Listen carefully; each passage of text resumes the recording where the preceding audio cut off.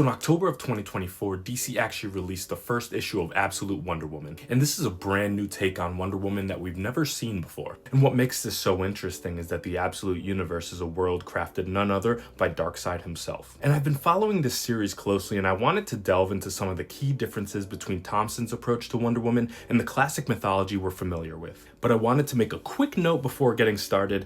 As of the time of recording, only 4 issues are out, so I'll be diving into some spoilers, so for those who haven't caught up yet, bookmark this and come back. I don't want you to spoil something that is actually incredible to read. So to really understand the significance of what Kelly Thompson's building here in Absolute Wonder Woman, we have to take a look at how it contrasts with the main Wonder Woman series that's currently being written by Tom King. And this mainline run by Tom King has had a solid reception overall. It's sold pretty well, but it is still a bit divisive within the hardcore fan base. Some readers have had mixed feelings about Tom King's writing style, particularly his reliance on narration, and some people have taken issue with his tendency to center the male cast and his approach to sidelining Wonder Woman in a series that's named after her. But don't worry, this video is not about that run. If you would like to see a separate video about the Tom King run, I'd be more than happy to do that. Just let me know in the comment section. But today we're going to be focusing on Absolute Wonder Woman. So in this new Absolute Wonder Woman series, Kelly Thompson gives us a Wonder Woman who is front and center. Her presence isn't diminished by other characters or side plots, and this is a story that feels more in tune with the mythic aspects of the character, her strengths, her ideals, her undeniable connection to the gods, and her entire mythos is reimagined in ways that honor the classics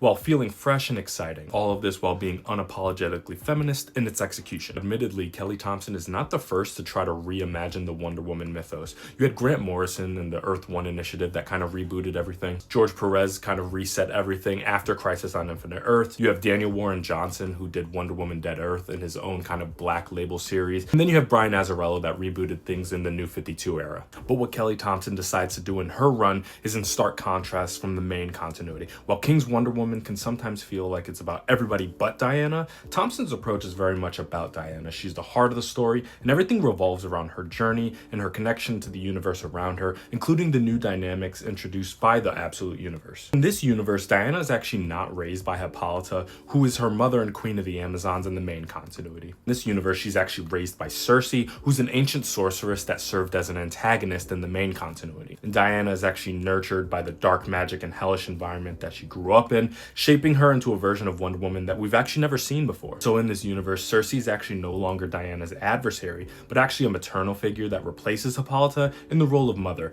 who guides her daughter with wisdom, but also in the ways of her dark arts. And it's a shift that changes everything about Diana's journey as she grows in a world of magic and darkness. Speaking of magic, it's actually at the heart of this new Wonder Woman power set. Diana doesn't rely on the traditional tools of the Amazonian warrior, but rather uses necromancy to summon her horse and even blood magic to mend the most brutal wounds. And in Absolute Wonder Woman, Diana's not just a hero, she's a creature of dark magic, unapologetically shaped by her infernal upbringing. And it's also worth noting that instead of growing up on Themyscira, she's actually raised in hell with Circe. And I do have to give a shout out to all the aesthetics and art that have been used in this series to really differentiate it from any takes of Wonder Woman that you've seen previously. This iteration of hell is so creative and imaginative. And so in this run, visually, she's no longer the shining beacon of hope and exceptionalism we've come to expect from Wonder Woman. She's a warrior that's been forged in darkness, a product of her environment, and her appearance reflects that transformation. Gone is the iconic red, gold, and blue armor.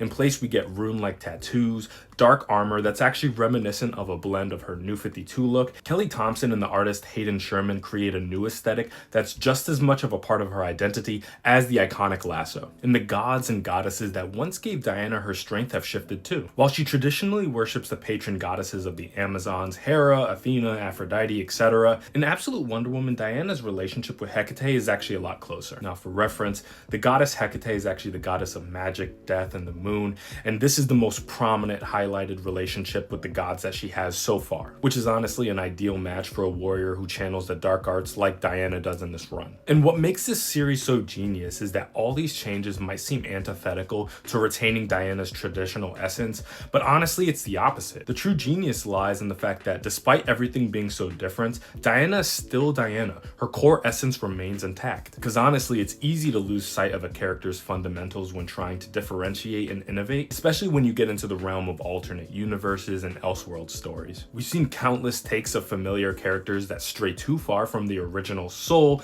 losing what makes them beloved in the first place. It's like almost trying so hard to be different that you lose the soul. But in Absolute Wonder Woman, the core of who Diana is actually retained. Diana's unwavering courage, her mental fortitude, her value system, and even her sense of justice when everything around her has been turned upside down is still around very much in Absolute Wonder Woman. And this version of Wonder Woman proves that you can embrace darkness, challenge conventions, and still honor the heart of the character. I'm super excited to see where this series eventually goes, and I'm definitely going to be there every month reading it as it comes out. I hope you guys enjoyed my light analysis of this series. If you have any questions or you have any video recommendations, be sure to leave them in the comment section. I'd love to read your thoughts.